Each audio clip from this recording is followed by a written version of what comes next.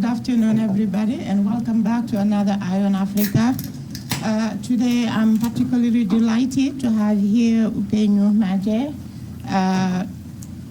Upenyu and I started this last August at the African Studies Center, so it's a real pleasure to have him here. A little bit of information about Upenyu. He joined the MSU African Studies Center in August 2019 as project manager for the Ubuntu Dialogues, Museums and Communities Connect, an Andrew Mellon Foundation-funded partnership between MSU and Stellenbosch University Museum. He holds a joint PhD in Educational Policy Studies, Comparative and International Education Concentration and Development Studies, and master's degrees in Educational Leadership and Policy Analysis and African Languages and Literature from the University of Wisconsin-Madison, and a bachelor's degree in English Literature and Linguistics from the University of Zimbabwe. His research interests include internationalization, regionalization, and knowledge decolonization in African higher education. His dissertation examined institutional efforts to navigate the tensions of global, regional, and local national conception of the purposes and roles of public universities in post-apartheid South Africa. And his talk today is titled Beyond the Local Global Binaries of Higher Education Transformation and Internationalization in Post-apartheid South Africa. So a warm welcome, everybody, to Upenyu.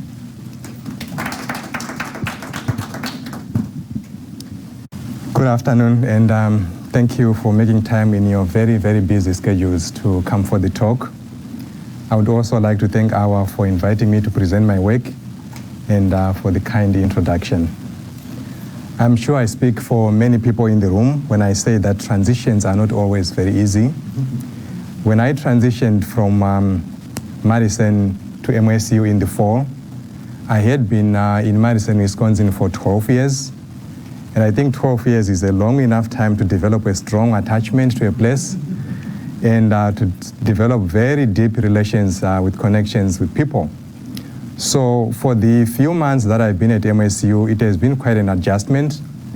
But I would like to say without hesitation and without exception that those of you that I've had opportunities to meet and to connect with, you have made me feel really at home.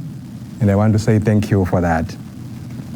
In particular, I want to thank the African Studies Center team and the advisory committee for the Ubuntu Dialogues for going out of your way to help me settle in. In fact, it has been a really great pleasure to become part of the center's activities, as well as becoming part of the extensive and very exciting Africa-focused work that we do here at MSU. To provide some context and some background on why the Africa-focused work is a major interest to me, my graduate school training has been at the intersection of three different fields, related obviously, but the first one is education policy studies with a concentration on comparative and international education. The second one is international development studies, and the third field is African studies. This interdisciplinary background informed my dissertation project, and it continues to shape my research and professional interests. For my dissertation project, I studied efforts to expand, to equalize, and to internationalize higher education opportunities in post-apartheid South Africa.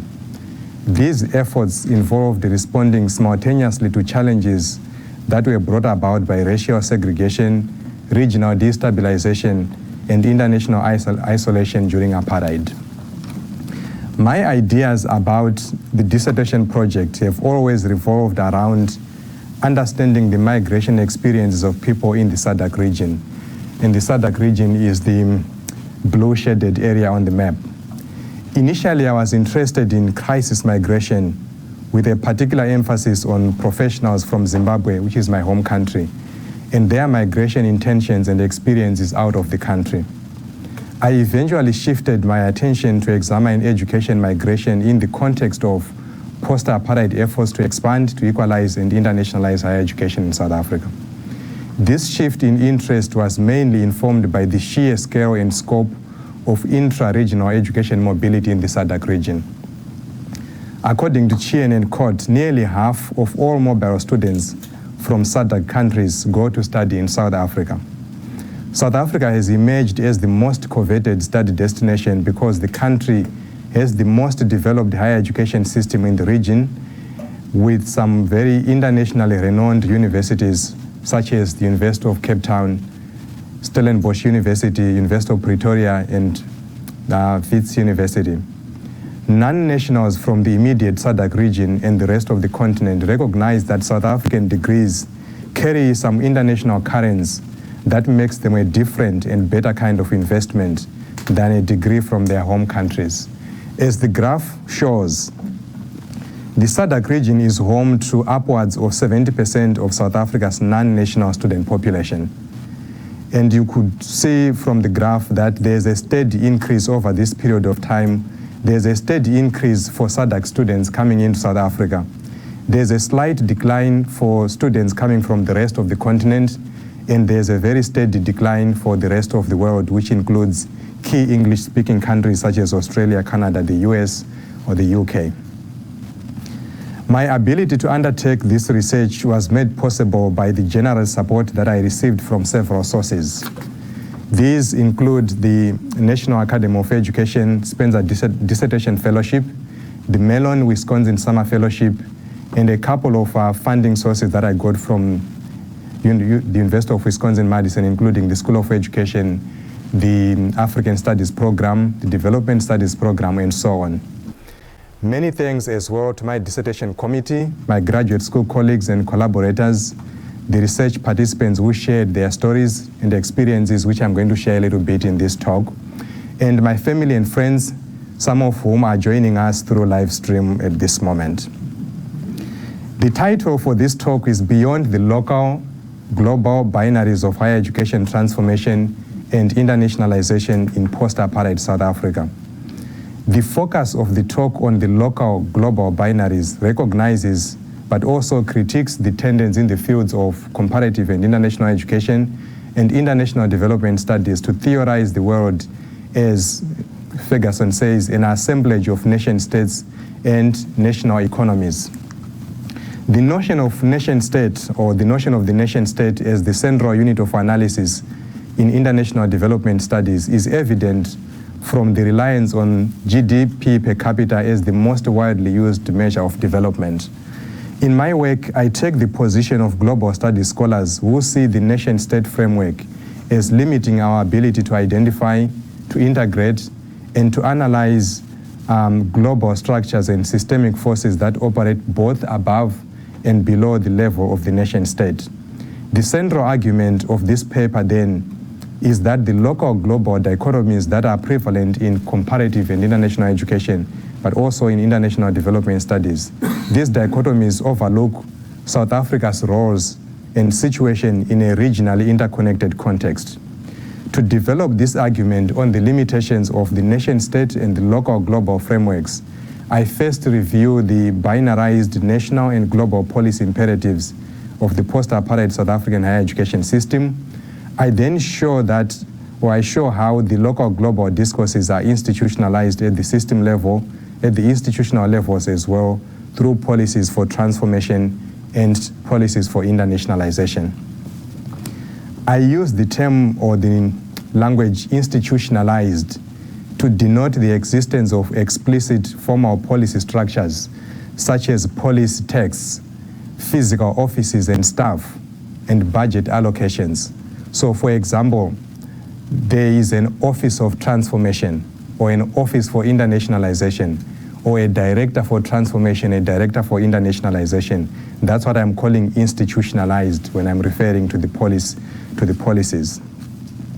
After showing the institutionalization of transformation and internationalization, I will focus attention on the conspicuous absence of formal institutional structures for other key post-apartheid policy imperatives, in particular the imperative for regionalization. The regional dimension is pertinent because, as pointed out by Sanders, and as I will return to later in the talk, South Africa's history its prospects, but also its future and interests, they remain closely bound up with those of neighbors in the SADC region. I draw on James Ferguson's discussion of the nation-state legitimacy to push against both comparative and international education and international development discourses and practices that construct South Africa's place in the world in strictly national and global terms. And here's a quote from Ferguson on the nation-state legitimacy in the Southern Africa context. He says, the logic of the international order of states is to segment off exploited, impoverished, and unstable regions within discrete national compartments that mask the relations that link rich and poor regions behind the false fronts of a sovereignty and independence that never existed. Ferguson suggests that there may be much to be gained from exploring political and analytical alternatives to the sovereign national state or nation-state frame of reference. The political and analytical alternatives are especially relevant in the Southern Africa context, where constructions of the local and the so-called national economies do not exist separately from an encompassing set of relations with a wider South African system. To understand how South Africa is caught up in internal battles and global aspirations that are simultaneously intertwined with deeply troubling histories at the regional level, I conducted an institutional ethnography of one of the country's major public universities. The university where I conducted the bulk of the research is one of the top-rated elite and formerly white universities. It belongs among the top or the upper band category of universities which are very research intensive. To protect the identity of research participants, as we are required to do by IRB, I refer to the research site as a world-class university, or WCU. The university has undergone intensive institutional transformation and internationalization since 1994, when South Africa turned to when the democratic transition happened. So because of that, this university sits at the intersection of national, regional, and global pressures and tensions. For that reason, it afforded the opportunity to study how different imaginaries of the roles and missions of national public universities are conceptualized, contested, institutionalized, and experienced in post-apartheid South African higher education. Although the bulk of my fieldwork focused on a careful study of one institution, I built a more comprehensive picture of the university or the country's university sector as a whole by collecting additional data from 7 other South African public universities with diverse racial and institutional histories. The data that I used for this work, or for this research, consisted of about 100 hours of audio recorded interviews with 26 top and mid-level administrators, 15 faculty and staff members, 13 non-national students, and 19 black and white South African students. I'm very intentional here, not referring to these students as international students for reasons that are going to be clear as we go through the talk. So I'm referring to them as non-national students. In other words, they are not South African citizens.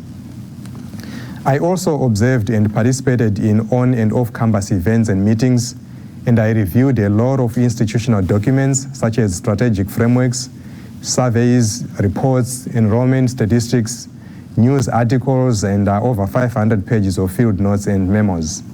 The data enabled me to gain a deep understanding of the institutional logics and processes, and to capture the voices of actors who are differentially positioned within the institution, and to unravel the story that the university tells about itself, but also the story that diverse actors tell, and their perceptions, opportunities, and experiences.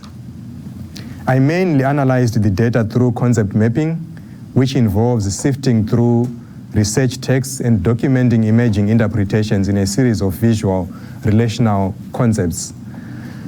Having situated the study, I now want to turn to the competing national and global policy imperatives of the post-apartheid South African higher education. I developed this 4-quadrant visual to capture what I'm calling the institutional policy landscape at world-class university. I should note that in many ways, world-class university was a microcosm of the political economy of regional relations in Southern Africa. Therefore, the issues I discuss here are not just institutional, but they are also very tied in with what is happening at the regional level. I organized the institutional policy landscape around three key features. The first key feature are the two contrasting pairs of what I'm calling discursive frames: nationalism here, internationalism, Black Africanism, and multiracialism. Then the second feature is are the policy discourses and their corresponding organizing logics. So policy discourse transformation, sorry, need to go back. So transformation, rainbow nation, regionalization, and the logics that organized those discourses. Then the third feature are the racial and national identity markers, so Black South African, for instance, in the top left quadrant. And I'll be coming back to this quadrant over and over again through the course of the presentation. These three features delineate the contours and configuration of the post-apartheid contests to negotiate what it means to serve conflicting demands and mandates. The three features also show how actors and policy pressures are situated in relation to each other. Each of the four quadrants represents a different political and economic calculus of where and how institutional resources should be allocated and spent. Views on where and how resources should be allocated were shaped by ideas on who nationally funded and nationally regulated public universities belong to, who they should serve, and what knowledge they should value and generate. These views also have implications for the claims that different constituencies can make on the university, and for why or why not those claims can be viewed as valid or invalid. Before discussing the transformation and internationalization imperatives, which are the local global binaries, let me draw your attention to the contrasting pairs of discursive frames. This is because these discursive frames are important for understanding a central component of my study, that is, which policy imperatives got institutionalized in the university, which policies did not get institutionalized, and why. According to Mumbi and Clare, a discursive frame is a deeply structured and partial symbolic apparatus with which to make sense of the world. It provides the fundamental categories in which thinking can take place, it establishes the limits of discussion, and it defines the range of problems that can be addressed. I use the term internationalism here to denote the imagination of the world as a single and connected space in which localities are integrated into larger systems of global networks, such as economic interdependence. Nationalism, on the other hand, refers to an imagined community in a territorialized or local nationalistic discursive context. In the post-apartheid South African case, nationalism has been premised on the populist notion of South African exceptionalism. According to Lazarus, ideas of South African exceptionalism hold that rather than fall victim to the underdevelopment problems experienced by other African states, South Africa is such a unique case on the continent that it is able to control its own fate. As described by Nkosi, a Black South African student activist, the exceptionalism finds expression in the patriotism that he internalized following a barrage of proudly South African television shows, sports, and even beer adverts aired during his upbringing. And he said to me during one of our conversations, "I grew up being told that we are the most developed country in Africa. We have got the best opportunities on the continent." And if you go in South Africa much of the time, South Africans talk about the rest of the continent as Africa, as if South Africa belongs to like the Indian Ocean or something else. And I use the term Black Africanism here to recognize the pivotal role that race plays in how opportunities to access higher education have historically been distributed in South Africa. Unlike the racial singularity of Black Africanism, on the other extreme, I have multiracialism, which espouses racial and cultural diversity. How did these discursive frames provide the categories, and how did they establish the parameters of discussion, and how did they define the range of policy imperatives at world-class university? The top left quadrant was extremely or extensively institutionalized in the university through offices, personnel, resources, and student mobilization for transformation. And there's an important distinction I want to make between transformation and decolonization. Because transformation, at least during the time that I did my fieldwork, transformation was the official language that was widely deployed by institutional bureaucrats, but also by state bureaucrats. And decolonization, on the other hand, was a term that was preferred, and it was also popularized by Black South African student activists. In this presentation, I will use transformation, but there is that at least distinction I wanted to make. The transformation agenda manifested as a struggle for emancipation from the denigration, the marginalization, and the subjugation that Black South Africans suffered at the hands of a white minority during apartheid. It was defined and directed by historically marginalized Black South African student activists in response to the persistence of entrenched racially divisive and exclusionary policies of the apartheid era. The transformation agenda revolved around at least 3 demands. The first one was to bring the racial distribution of students and faculty to mirror the country's racial Black majority demographics. The second demand was to replace the existing Eurocentric curriculum with an Africanized curriculum. The third demand was to make the institutional culture responsive to the academic and other needs of Black South African students. The roads must fall and feast must fall protests, which I will discuss a little later on, were informed by this logic in the top left quadrant. The biggest transformation issue at World Class University was increasing the African and colored representation of in the academy and in the professoriate. This was because, as the graph shows, even at campuses with high proportions of Black students, such as Wits and the University of Johannesburg, there was still high proportion of white faculty members. So I'm using the example here. This is the proportion of Black students, which is above, probably close to, the proportion of Black students, and then the proportion of Black faculty members. You see that we have a lot of Black students, but still the majority of the faculty members were white. And Stellenbosch, for example, is, if you talk about the transformation discourse, Stellenbosch was the most untransformed university right here, because this long black one is the proportion of white students, which is close to 70%, at least at this time.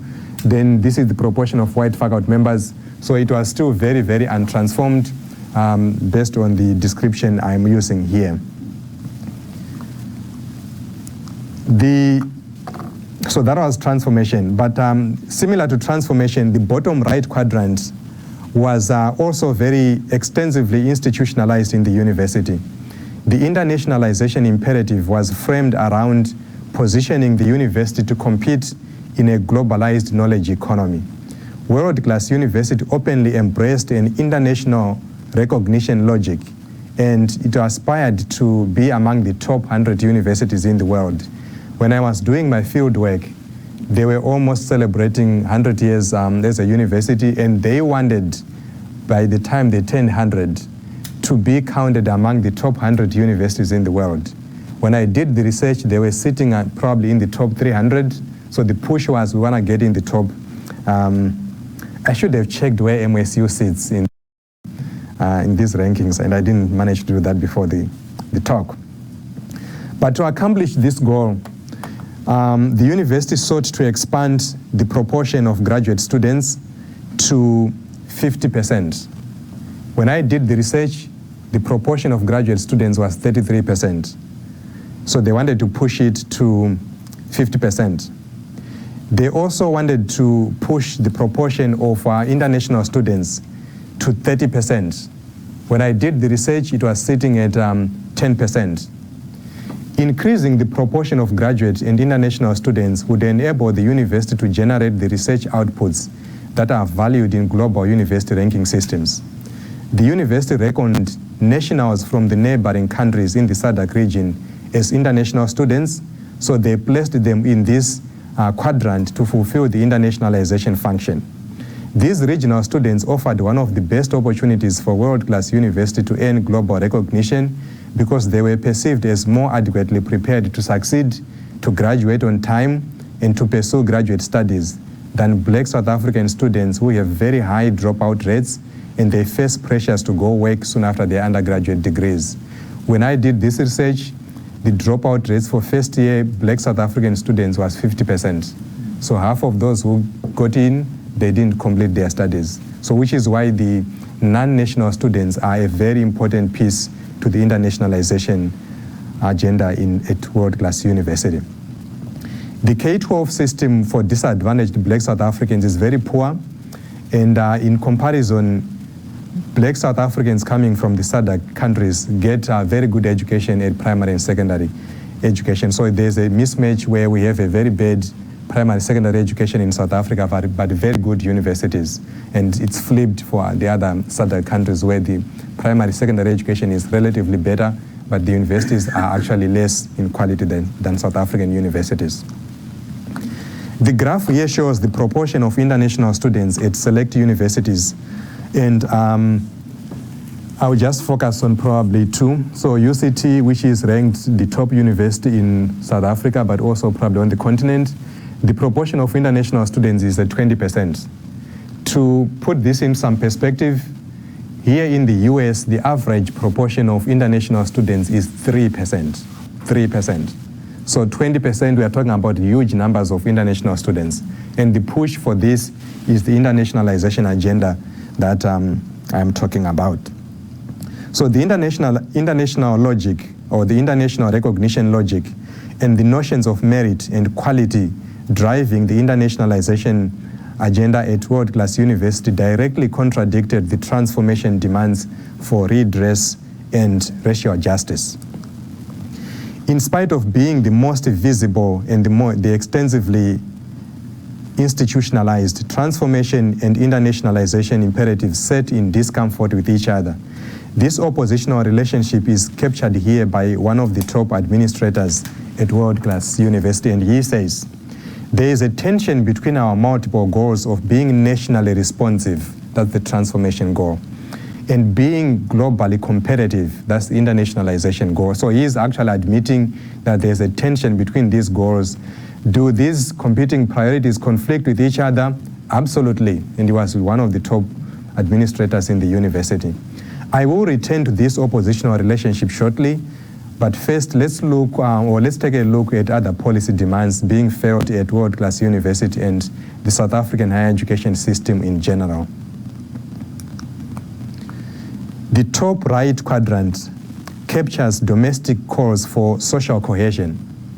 These calls were part of world-class universities' policy rhetoric around diversity and inclusion, for instance. The Rainbow Nation concept was coined by Desmond Tutu and was popularized by Nelson Mandela during the advent of democracy. It acknowledges South Africa's diverse racial makeup and cultural diversity and denotes a commitment to the ideals of national reconciliation. The Rainbow Nation imperative found expression through race-blind ideas of a democratic South African nation. For that reason, the quadrant appeared to be the only space where many white South African students could find a place and logic for being in the university. As you might expect, the quadrant played a remarkably subservient role to the robust institutional mobilization around transformation and internationalization imperatives. In fact, Black South African student activists rejected the notion of Rainbow Nation because they saw it as perpetuating their marginalization. For example, one Black South African student activist pointed out, and I have a quote from him here on the screen. This is where the disjuncture then happens between us and management. They use management to refer to administrators. But also between us and that political elite that comes out of the 60s and the 70s and the 80s. They say we are a misguided age and we do not know what we are talking about because their imagination is that of the Rainbow Nation and of a democratic transition. Our imagination, like as young South Africans, our imagination is a different one. It's one of decolonizing the country and decolonizing the universities. While world-class university placed the SADC students in the internationalization quadrant, the bottom left quadrant is where most SADC students sought to find the rationale for being in the university and for making sense of their place and their struggle in South Africa.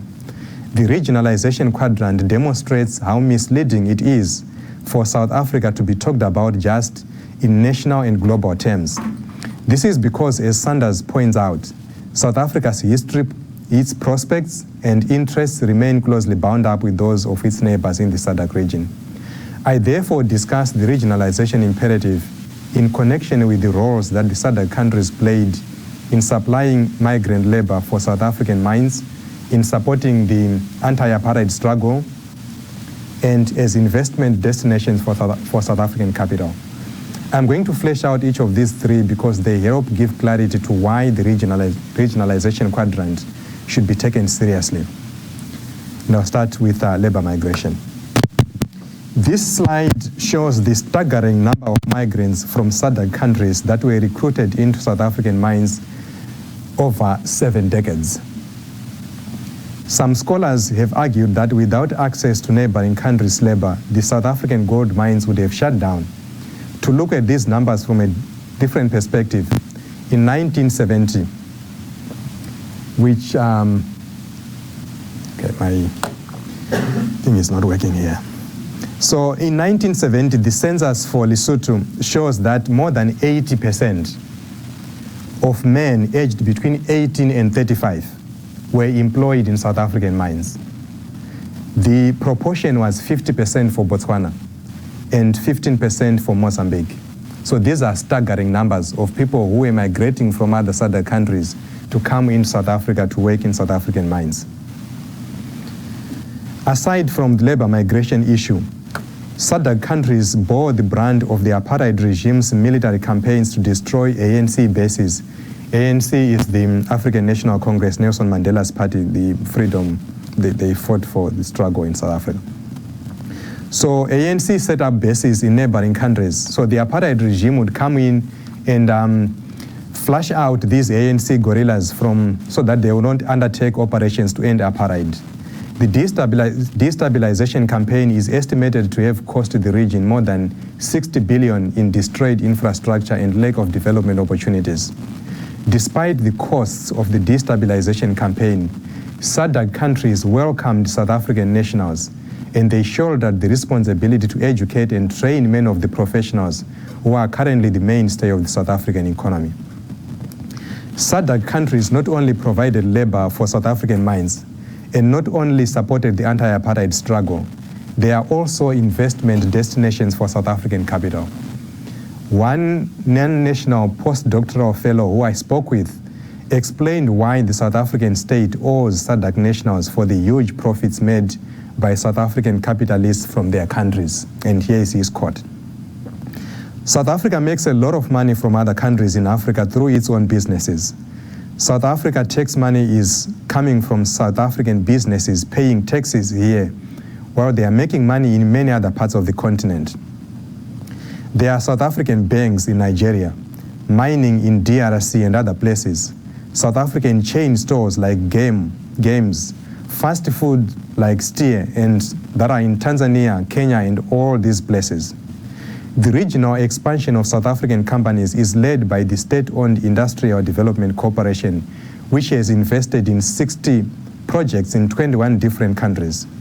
South African corporations have established themselves through purchase of privatized assets and outright displacement of local businesses in neighboring states. I went into Mozambique one of these days, and I was surprised by how much, like Vodacom, if you have heard about Vodacom, it's a telecommunications company. It's all over Mozambique. It's probably all over Tanzania too, or other places. So this is what the student was talking about. In the field of higher education, the SADC subsidy gestures towards a moral argument to redistribute goods and resources in recognition of the long and complicated history of South Africa's engagement with SADC neighbors. The SADC subsidy came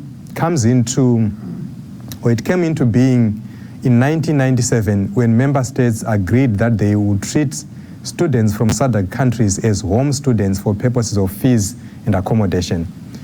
As the most popular study destination in the region, South Africa spends disproportionately more in subsidizing regional students than any other country in the SADC region. So less students come out of South Africa to study in other SADC countries than those who come into South Africa. So it might sound like South Africa actually pays more money to subsidize these students.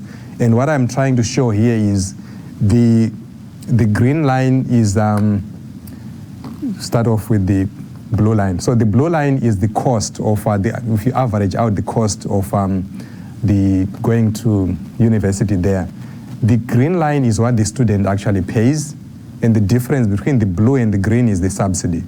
So South Africa pays that difference for all the SADC students who study in the country. So I'm saying this might sound like South Africa is spending a lot of money on students coming from other countries. But regardless of what the country is spending on SADC nationals, South Africa benefits much more out of the regional flows of goods and services and people. While inbound education and labor migrants make host universities and hiring companies sites of intense pressures over limited resources available to poor black South Africans, wealthy South Africans reap huge benefits as regional capitalists. And if the tax system works very well, the government then manages to actually get some of that money through the tax system. How did the national, the regional, and the global pressures that I've highlighted here shape what the mandate of the university was at World Class University? I carried out the research for this work against the backdrop of the nationwide 2015 and 2016 Roads and Fees Must Fall student protests. I'm not spending a lot of time on these protests because I have a separate presentation on them, and there's a lot going on in this slide that I used to talk about those protests. But for the purpose of this talk, I just wanted to point out a few things. One administrator pointed out that the protests that happened in 2015 and 2016 captured the alienation of black South African student population and reflected valid concerns about institutional racism and the slow pace of transformation at the country's universities. The top left quadrant rested on a powerful redress and equity argument that enabled the 2015-2016 student protests to take off when they were driven by very racialized and very nationalistic demands that essentially undercut the rest of world-class universities' policy imperatives. So the Roads Must Fall, Fees Must Fall protests offered great promise for interrupting the long-standing claims of Euro-American internationalization templates as universal and neutral. However, the black South African student activists constituted themselves as the only legitimate beneficiaries of the post-apartheid government's equity and redress policies. This model of a public university and of a black and national public university in particular excluded non-national black students, and it also excluded non-black South African students. Ultimately, the narrow conceptions of racial justice framed the other three quadrants as representing non-public mandates of the university. Here is a quote from one of the black South African student activists, and it expresses those exclusionary notions that I'm talking about. The urgence lies with the black South African student struggle, which I don't think is mutually exclusive to an international student struggle. But because South Africa does have a unique colonial struggle of its own, where ours is not a colonial struggle that ended in the 1960s. By 1960s, he is referring to the independence, the independence that happened in most African countries in the 1960s. Ours is one that ended in the 1990s and is still going on to this day because of an entrenched white society. Because of that, the priority has to be how do we at home decolonize ourselves from a white community that is in close proximity to us. As a result of that prioritization, it leaves very, very little room for any other constituency, not out of malice or out of any bad spirit, but out of the fact that all resources need to be pumped into the immediate decolonial project. Note that the claim that there is no malice does not align with the realities of xenophobia, which I will talk about very briefly.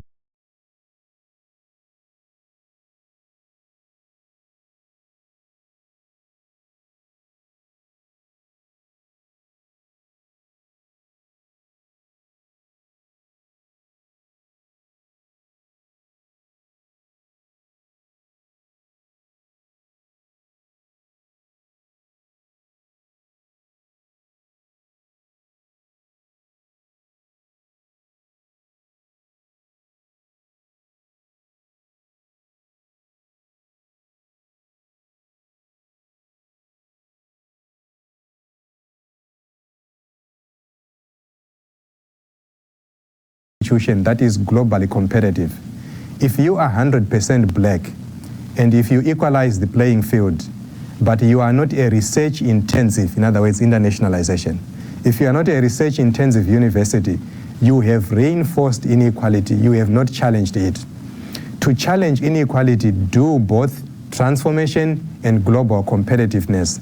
Then you have broken the racial and class logic of our system.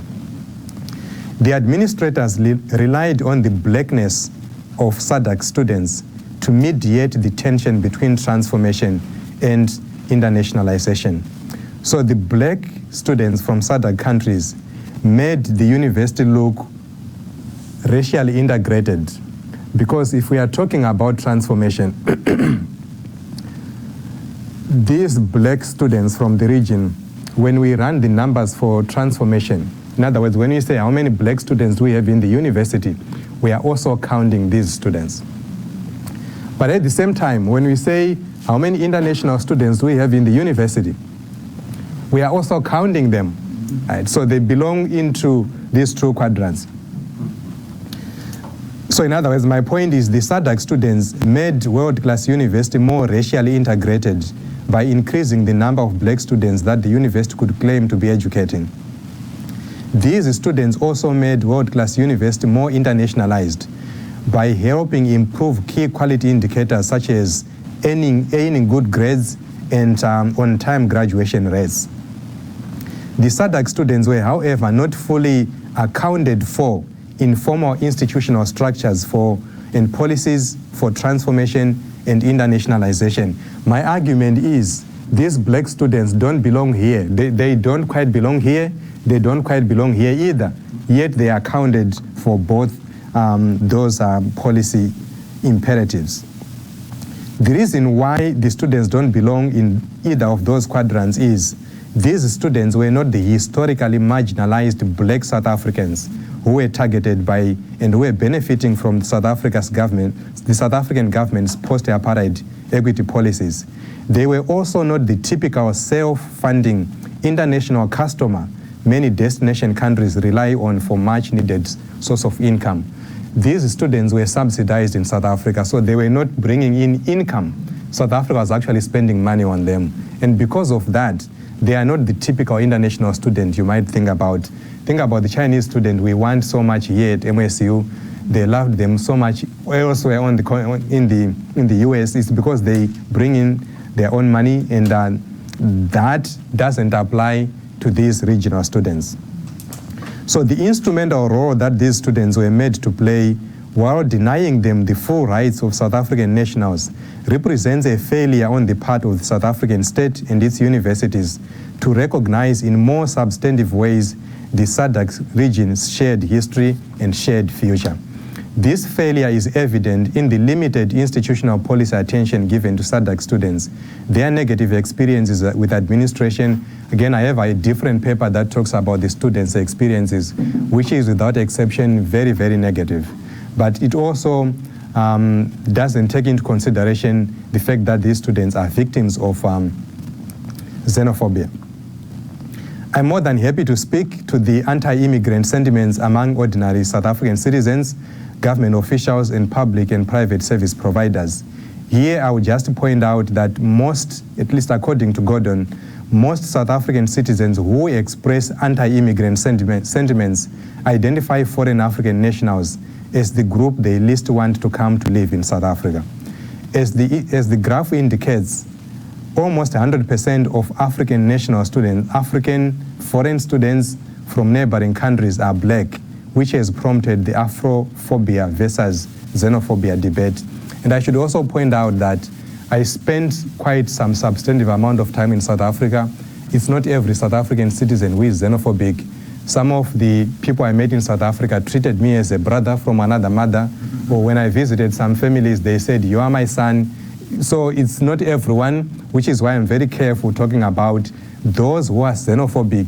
They identify black African nationals as the target for xenophobia. So if someone is white visiting from Australia or the US, they go to South Africa, Cape Town, Joburg, or anywhere, they might be victims of crime, but not of xenophobia. So it becomes a very Afrophobic, there's a very Afrophobic element to it. Let me pull all these strands together here and see if I can bring this to a conclusion. I do want to acknowledge that the historical context of entrenched racial segregation during apartheid validates demands by black South African students that the post-apartheid dispensation should actualize a radical transformation in terms of access to and success in higher education. However, South Africa is caught up in internal battles that are simultaneously intertwined with deeply troubling histories at the regional level. As a country entirely surrounded by South Africa, Lesotho is arguably it's on the extreme end of the spectrum of SADC countries' relationship with South Africa. However, the case provides a very useful lens for understanding whether and how SADC students can make claims to higher education and other opportunities in South Africa, and why or why not those claims can be viewed as appropriate and valid. Like we heard last week from the presentation here last week, Lesotho's political independence and territorial sovereignty have been universally acknowledged since 1966, when the former British colony gained independence. However, the country has been so thoroughly dominated by South Africa, both economically and politically, that the nation-state's independence is very difficult to locate. Ferguson argues that the uncontested construction of Lesotho as a sovereign nation-state is responsible for localizing responsibility for poverty within national borders while obscuring regional connections. Ferguson invokes the historically and structurally regional causes of Lesotho's predicament to question the idea that a small, dependent labor reserve could be analyzed as a national economy. Conspicuously absent from the international development discourse that frames poverty as an attribute of Lesotho's national economy and as a matter of national policy is any reference to South African state policy and forced low wages or apartheid. I bring Ferguson's critique of the unquestioned legitimacy of Lesotho as a nation state to highlight how traditional notions of national citizenship preclude students from Lesotho and other SADC countries from holding any claims to South African higher education and other opportunities and rights that are designated for national citizens. For instance, scholarships that are like for South African citizens, or political activism. One thing that was really striking for me was that a lot of non-national students did not have a very clear role to play in Fees Must Fall or Roads Must Fall, because it was framed as an exclusively black South African struggle. So these claims and these rights then become very exclusive by nature of being national. The key takeaway here is that the exclusionary nature of national citizenship espoused by black South African students, especially the activists, make it difficult to imagine an African Renaissance possibility for regionalizing relations among people in the SADC region. If the past and the present and the future of SADC countries are intertwined, as I have argued, what does it mean that the countries are constituted as separate nation states? My research is one of a small number of studies in the field of comparative and international education that pay attention to the regional permutations of international education. Treating the region as a central level of social scale enabled me to tackle the understudied phenomena of inbound student mobility to study destinations located in the Global South. The studies focus on education migrants and their experiences is especially pertinent in the wake of increasing volumes of migration for education, for climate change, for work opportunities, and for survival across the SADC region and on the continent and around the world. It underscores the need for more research that recognizes our shared humanity and connections to one another and to the education systems in ways that do not otherize or criminalize outsiders, as is predominant in South Africa and in the US as well of late. The study suggests that researchers, policymakers, administrators, and funders in Africa need to consider an inclusive regional change agenda that engages with how we understand and assess the purposes of national public higher education systems and the sense that we make of moving across national boundaries. Thank you for your time, and I look forward to your comments and your questions.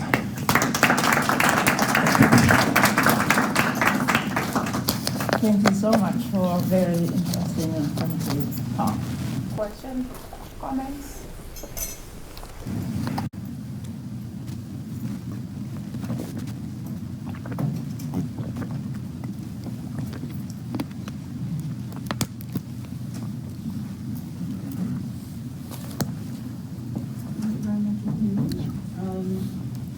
So my question has to goes back to your statement about the education system for Black South Africans at the primary, secondary level. Do you think your research has made any contributions to changes in that system in South Africa? And do you see any kind of swapping of where if the education system is better in SADC countries at that level, do you see any movements to having South Africans, Black South Africans being trained there, primary, secondary, and then the other way around, the higher education, the SADC countries would be trained in South Africa? Thank you. Can I take all the three questions and then respond? Okay. Thanks for your talk.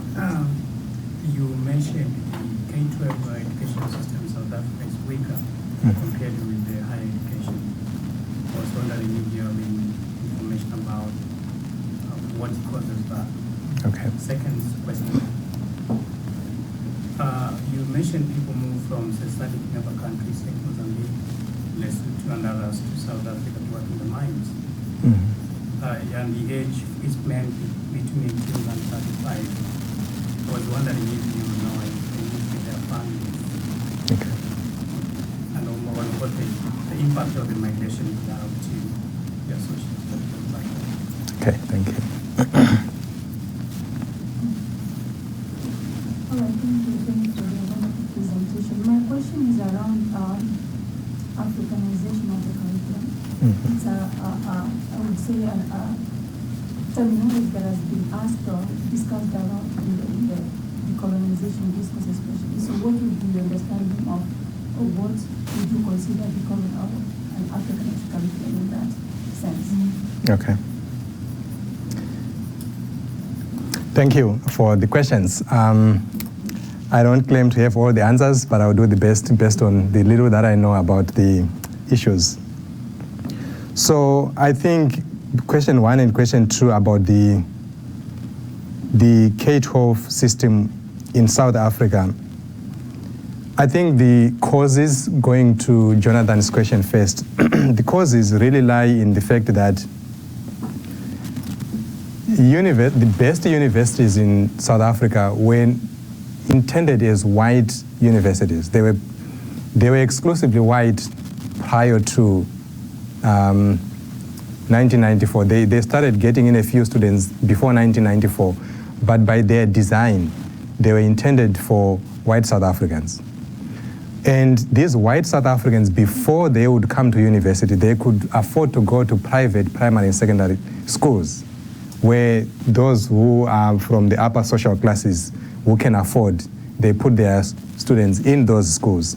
If you are Black South African, and you could correct me when I'm getting off track, But if you are black South African and you are poor, you are really, you don't have very many options. You go to township schools that are very poorly resourced, and sometimes the teachers are not very well trained, and you can't afford to put your kids in very well resourced private schools, or even if they are public schools, but they were very racialized during apartheid.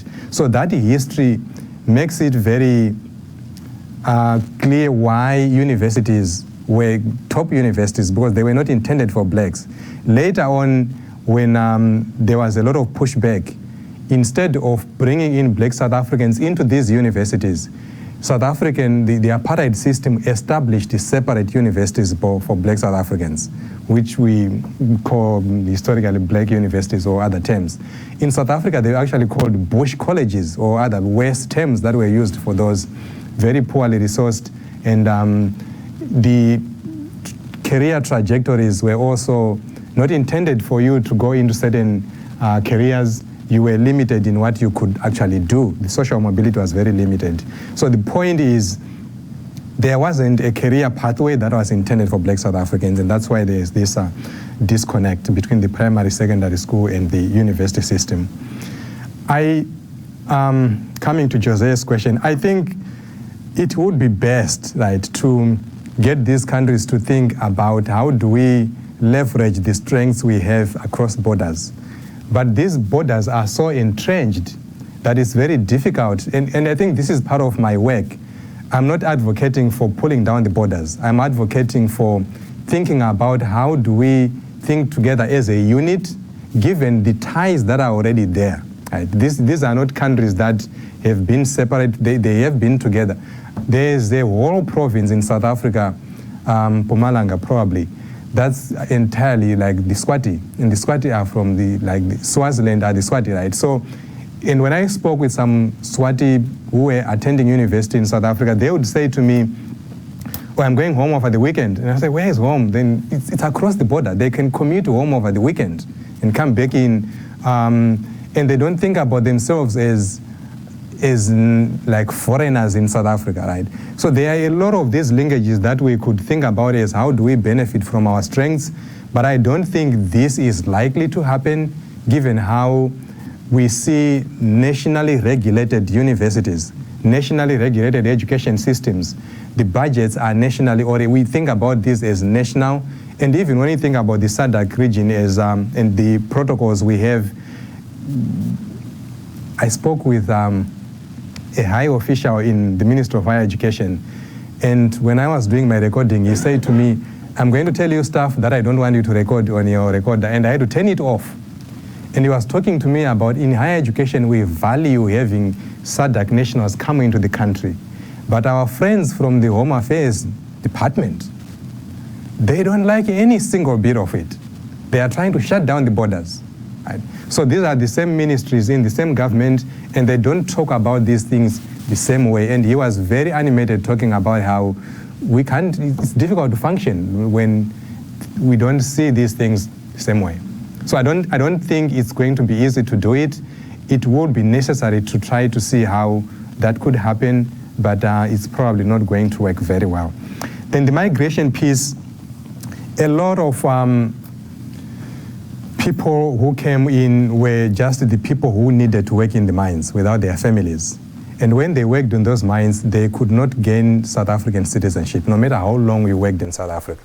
And you had to commute in and out, like go in, work for 6 months, then go home, or come back another year.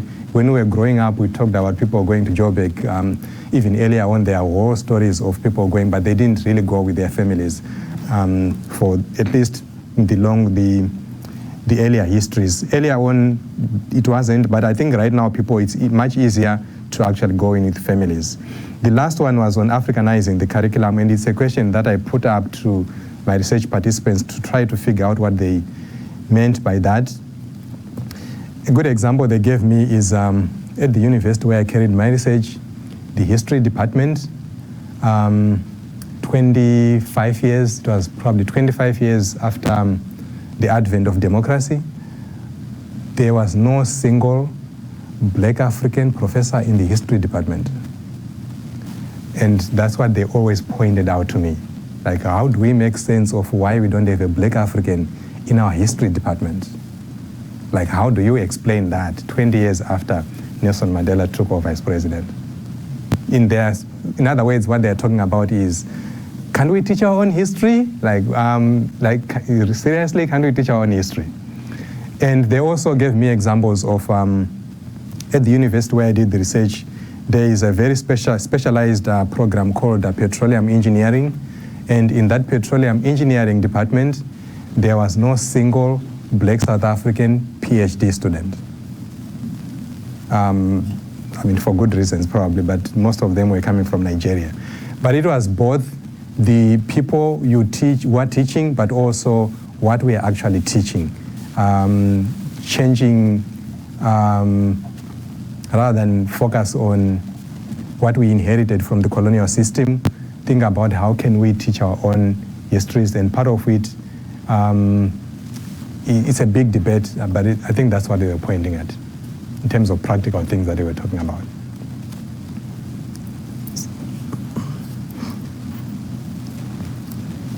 Thanks for this, Upenyu, and it's great to see this you 2 weeks in a row. My question is more sort of thinking about the regional framework and what sort of efforts SADC as a body, as an intergovernmental body, is doing to work towards these sort of issues of regional integration, especially around education.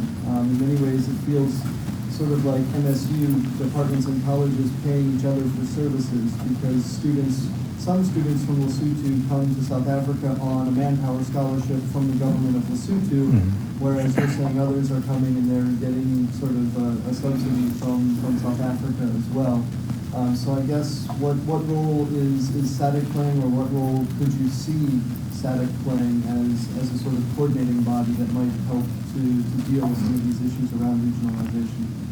Thank you.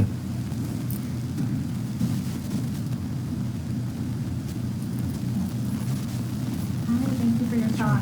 I wanted to follow up on the Africanization of the curriculum comment. It made me think of the quote you put up earlier with regards to an administrator seeing some kind of natural tension between a large Black African student population not equaling innovation, research-intensive, global excellence. So it seems like, if you could comment on your thoughts on that, and how that also seems to relate to what you were just commenting on, kind of a global tension to retain white faculty for the same reason, and kind of the way in which those ideas are kind of higher ed globalization and competition is carried out, and it really has racial implications. Okay. Wonderful talk, although those of us who work in Zambia are sad to see Zambia missing from all the Saturday nights. So I took the most important contribution here, Upenyu, to be a very important recasting of the higher education literature in terms of underdevelopment studies, analysis of internal colonialism. I found that extremely persuasive and important, especially the sort of the linkages between the history of the active way in which histories of labor recruitment and of course quasi-coerced migration produce internal peripheries across boundaries. But I wonder if there's a way to link that, and this gets in more sort of to the question of what universities are in the longer, a 1,000-year history back to the 11th and 12th century. That universities have always been caught in a certain tension between being, on the one hand, utopian universalist basis that make a claim to transnational or even trans-imperial connections, and implicated in the emergence of the early emergence of nation states. More dramatically in the 18th and 19th century, but really prefigured. And I'm just wondering how those two axes, the analysis of internal colonialism and the very curious features of universities as both transnational and nationalist entities, how that plays out in this particular context. Thank you. I will start off with the Africanization one. I think what the tensions, and it comes back to Mike's question as well. This is a disclaimer. I come to this research, I'm sympathetic a lot more to the person sitting in the Vice Chancellor's office. What I'm trying to understand is, what do you do if I'm sitting in that office and I care for both these issues? What do I do? So in my work, when I went into this research, I did speak to students and I was extremely convinced by their arguments. I spoke with the administrators because I thought they were sitting in a very difficult position, and I really wanted to get a sense of what, how they were thinking about this and how it plays out. So at a time when the global university ranking system, it's a very flawed system. We all agree that it's very flawed. But at the same time, we also see that we can't escape it. When students are looking for where to go to do a PhD, they will say, where is the best history department in the US? And then MSU pops up. Where is the best educational policy studies department, right? That's the calculus they are using to do this. So the person sitting in the Vice Chancellor's office knows that. And I got a chance to speak with the outgoing Vice Chancellor, and he was talking about how these things are very complicated. No matter how flawed it is, you can't escape it and you have to work with it. And at the same time, in a place like South Africa, the black South African students have been excluded. When I was talking to the student leaders, when Fees Must Fall actually broke out when I was there on campus, they were saying to me, this university is a crime scene because we were not intended to be here. Our presence on this campus is a negation of history because it was not intended for us. We were a crime if we had been here a little while ago. So if black South Africans were excluded, now we have gone through the democratic transition.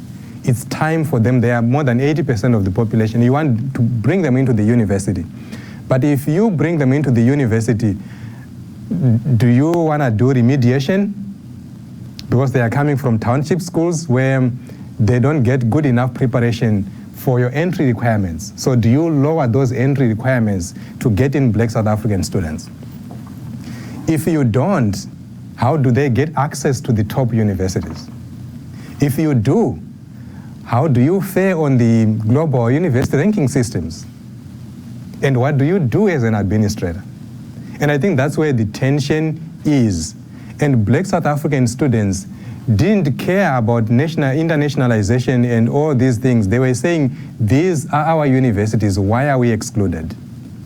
And when you talk about the numbers I gave you, about 50% dropping out, they were saying this is disproportionate by race because it's black South African students dropping out. Why do they drop out? Because the university labels them as underprepared or not prepared for college. Why don't we put the blame on the university and say the university is not being customized enough to take care of students? Why is it the students' fault? So, and I think these are the tensions that they are trying to grapple with, and they are sitting at different poles of the debates. Student activists are simply saying, we want to see black faculty members. We want to see more black students. How they get here and how they don't get here, we just want to see them here. And universities are saying, we need to publish. We need to get people into grad school. And right, so, and then how do you deal with all these things is really the issue. And when you talk about Africanization, universities are saying, get the best students wherever they are coming from. That's why UCT, they are not the best universities for nothing. They are getting students where the best students, where they get them from, whether it means outside the university. When I was talking to this higher education professional, he said to me, there was a time when we, as a government, we wanted to centralize admission into universities. And the UCT made a big cry and said, no, it's not going to happen. And it never happened because they want to control their own admission because they want certain types of students. And it's complicated in terms of what they should do. And then I think John's question, the regional framework, one big problem I see in the SADC structures is there is so much reference to sovereignty. There is this holding on to, we don't want to let go of, because people gain their legitimacy from being a sovereign nation. And I think part of what they are talking about is there's no interference in a sovereign nation. Like, we can do other things together, but if you want to do things our own way, let's agree that you don't intervene. And a lot of people in my country are really mad with South Africa on how they handled the politics in the country, and part of the blame is actually laid on South Africa because they don't want to rock the boat too much, even when everyone knows what needs to happen. So there is that trading very softly, and so the policies are very sanitized in how the integration is happening. There's areas where you can come together and integrate. There are also areas where it's not possible to happen. The borders are supposed to be very accessible, and thankfully you don't need a visa to travel within the SADC region pretty much, but it's also complicated in a lot of ways because xenophobia doesn't make things easy. At some point my committee said to me, do you really want to do your work in South Africa? Because as my first time in South Africa, I wanted to get an experience of how students who go in South Africa go by road. So my first time going in South Africa, I went by road. And as soon as I touched down, I was swarmed by the police. And they said to me, what are you doing here? So it's easy for them to see you are not South African. And I took the train from Joburg into Pretoria, wanted to go meet someone, Department of Higher Education. Once I get off the train, I was running a little late. When I get off the train, went into a taxi. Before I sat down, before I said hello, the taxi driver said to me, which embassy are you going to? I was not going to any embassy. I was going to a meeting at the Department of Higher Education. But he saw that I was not a South African, and he assumed I was going to an embassy. So that complicates how you think about how do you integrate and region. I mean, it's this very complicated issues. But I hope that it's a starting point, and I think there's a lot that has been accomplished by the SADC structures. It's how we continue to push to make things happen and give up a little bit of some of the sovereign issues that people hold on to, like dear life.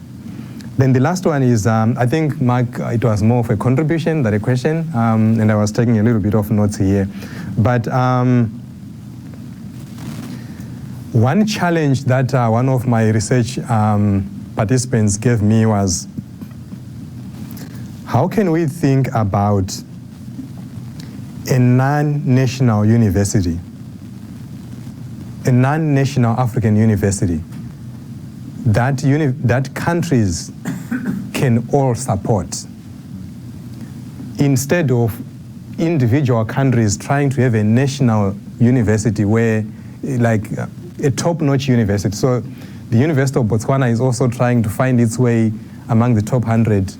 We are trying to do the same thing in South Africa, and South Africans are competing against themselves.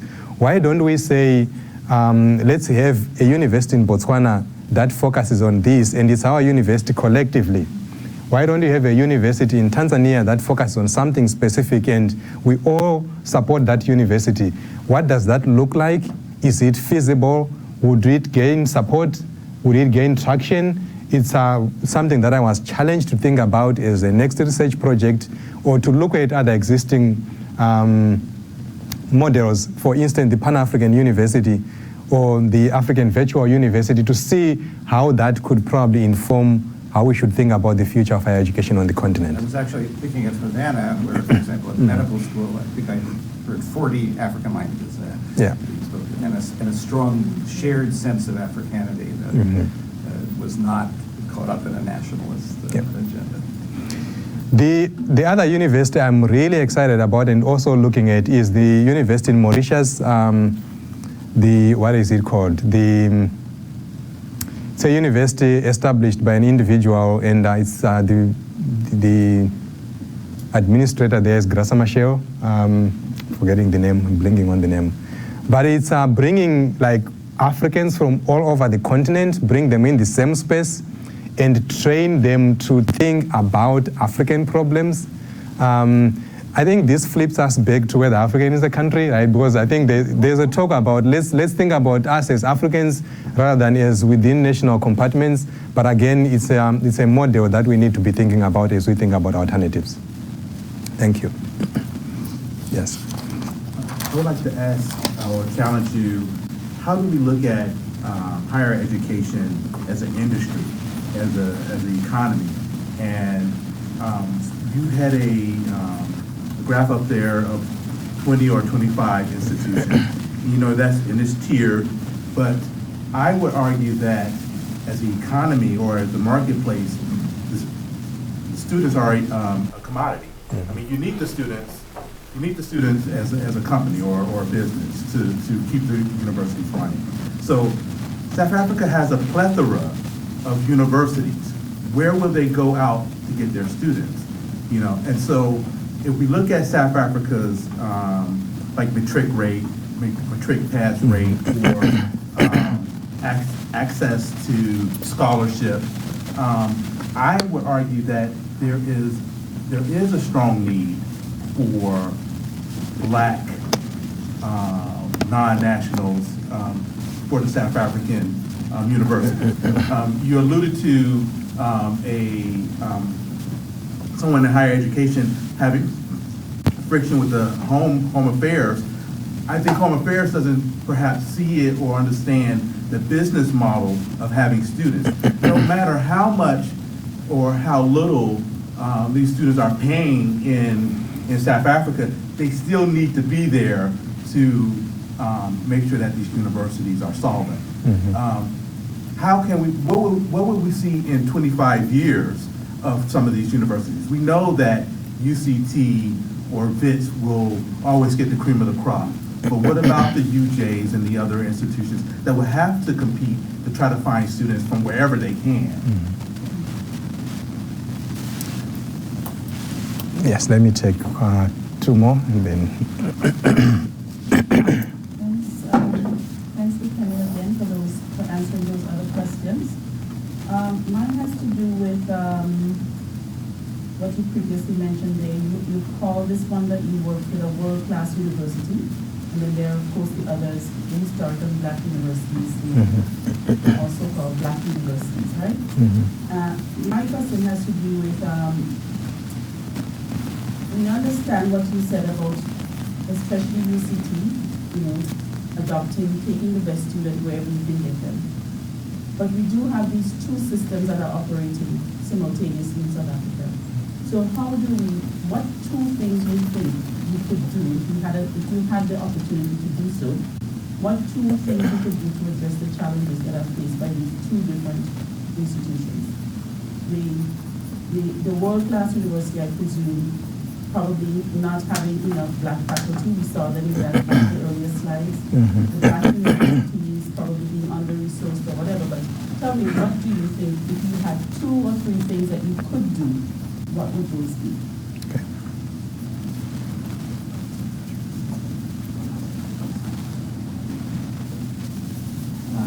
First off, thank you for a really fascinating talk. I have a question sort of about the student dynamics, but particularly around language.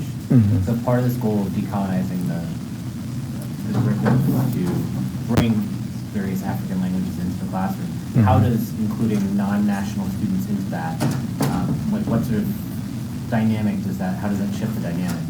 And also, if English is the primary language of instruction, then if you're looking at SADC, is there a particular geographic spread to, Mozambique and Angola are part of SADC, but I imagine that their numbers are a little bit lower because of the language. Great, thank you. So what Eric is talking about is the neoliberal university model, which I think there was an experiment with Makerere in terms of thinking about the market value that universities bring and all these things. And I talk a little bit about it in my dissertation, but it's a whole big debate about the public good and the private good, whether we think universities should serve the public good or whether they should serve the private goods. And I think that there is that whole big discussion, which we can talk about probably afterwards. But in South Africa, I think the imperative is to recognize the exclusion for many, many, many, many years of Black South Africans. So thinking about students as customers and a business model is failing to recognize the dispossession and the exclusion that was very systemic for a long time. And it continues to exclude these students. And I think this is the argument that people who are pushing for decolonization are pointing to. Yet, there is a segment in South Africa that is saying to Black South Africans, look, it has been more than 2 decades after the 1994 moment. If you haven't moved on, then there's a problem with you, right? If you're not succeeding and everything, there's a problem with you, right? And I think there's a problem with getting the discussion there, like failing to recognize that this is only 20 years and there still is like very entrenched systems that exclude students. When I was on the ground, someone actually challenged me and told me, do you know this university still has what is called the apartheid gate? Because these universities are sealed off, right? You have to enter in through an entry point, exit through an exit point. So they said to me, there is a gate in this university that is still like exclusively or predominantly Black.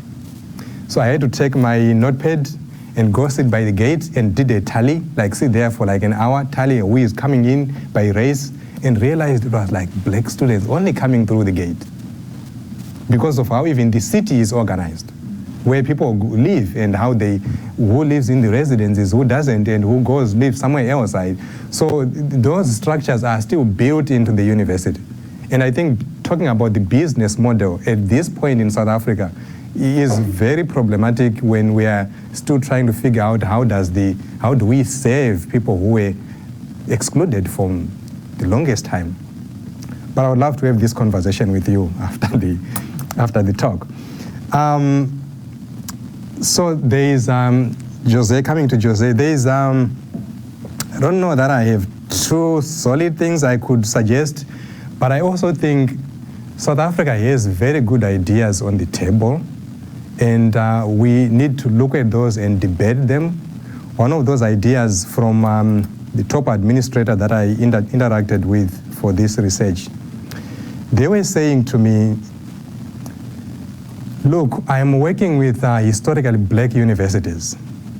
If a student goes to a historically Black university for 2 years, Bachelor of Science, and they succeed, they pass very well, I can take that student, put him into my engineering program here, and graduate them in 3 years as a pathway to actually serve the historically marginalized Black students who couldn't come into this university right out of high school. But go to the Black university, do what you can in 2 years, do the best you can in 2 years, then I will transfer you in. And then you get your degree from the top-rated university.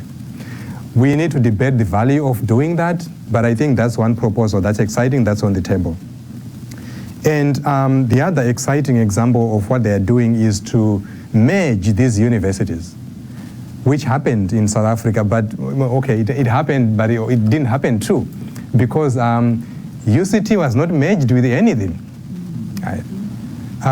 They refused. Right? So there is that. They still have the authority to be able to say no to some of these things, but it's an idea that it has problems because some of the universities that were merged were like not close to each other. So there are those problems. But talking about the University of Johannesburg, probably it's something that has some measure of success because proximity is an issue. So there are already good ideas on the table, and what we need to do probably is to debate them and see whether we can improve on them or do other things differently. So I don't really bring my original ideas, but I think there's a lot of good thinking going on in the country, and we just need to probably follow up on those issues.